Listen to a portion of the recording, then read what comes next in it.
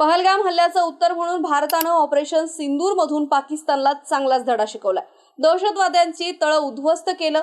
सगळीकडून याची चर्चा होतीये। काही लोक समर्थन करतायत तर काही विरोधात बोलतायत। जसं राज ठाकरे यांनी सर्जिकल स्ट्राईक हा पर्याय नाही असं म्हटलं होतं, पण आम्ही सर्व विरोधी पक्षातील नेते या संकटाच्या काळात सरकारच्या सोबत आहोत।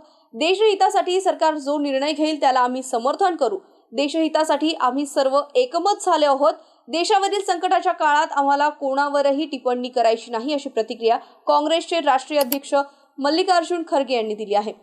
केंद्र सरकारनं सर्व पक्षांची बैठक घेतली। यामध्ये सर्व पक्षांचे प्रमुख उपस्थित होते। 1.5 तास चाललेल्या या बैठकीमध्ये ऑपरेशन सिंदूरवर सविस्तर चर्चा झाली।